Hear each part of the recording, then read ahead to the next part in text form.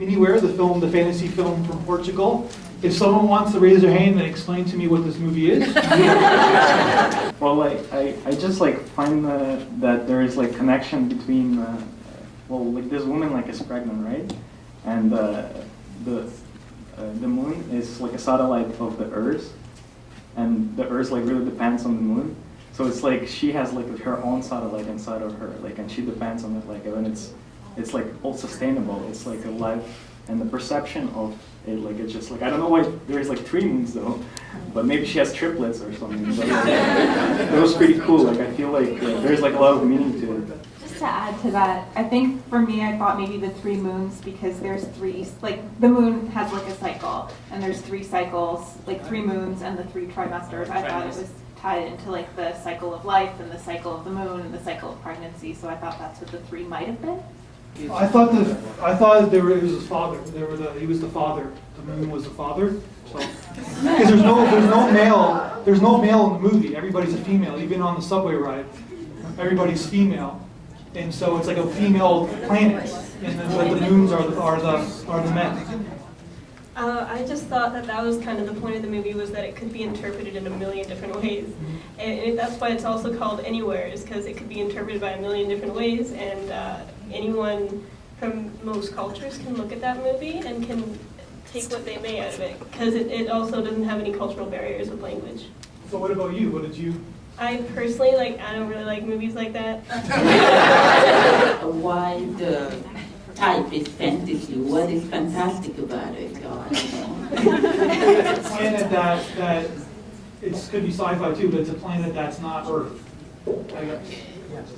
So it's a different kind of world that we live in. I thought it was a layering where the one girl has touch points, which are the realities, the smile of the person on the subway, the buildings, maybe terracotta on top of them. So those are the points of realities. And then layered on top of that is possibly her own fantasies or something from inside or outside. It's not clear, but it looks very layered, and there's a lot of things in there. And then her inspiration comes when she takes the point of the paper and the scissors, real time, real things, cuts that paper, adds it to the moon, which is the fantasy. So I feel like there was this movement between the phantasmal and the real place, the Portugal scene, there's Portugal scenes there, and herself. So I thought that was... Well, what I enjoyed the most of the movie was the way she leads the spaces. Like every place she was walking or living, she really takes the time to live it and to really watch to it. For example, when she was in the subway, she took the time to look to everything. Sometimes we live our lives without taking a moment to live the spaces we are living in. So really take in like living the spaces. So yeah, these are tough movies to do because it's experimental at its heart, and there's really no physical narrative. So it's really got to capture our attention. It seemed like it did. So we don't know what's happening, but we're still fascinated by it. 4 moons. When there's 4, it's bad luck. And it was all dark and kind of black. And it was after she went up that elevator, and we didn't see what happened, and then came back down. I thought it had to do with an abortion. But that's the whole point. It had to do with an abortion. But I don't know why is 4 bad luck. it's Asian culture.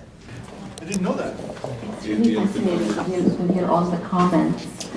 For me, I saw like a woman pregnant, and the focus is on her. She's the universe. Without life, there is no universe. And also, I think it was pictures of her ultrasound. She cut like in the shape of the moon, and then you hear the heartbeat, boom, boom, boom, boom, at the end. So I didn't really translate it into anything. It was kind of, I took it at face value. It was very similar to the one before. But I just want to say, I thought it was very interesting. She was very fascinated with fabrics. And I think she wanted to just play and have good design maybe. Or, like even the women she was looking at on the subway, she was really fascinated by the clothes and the fabric design.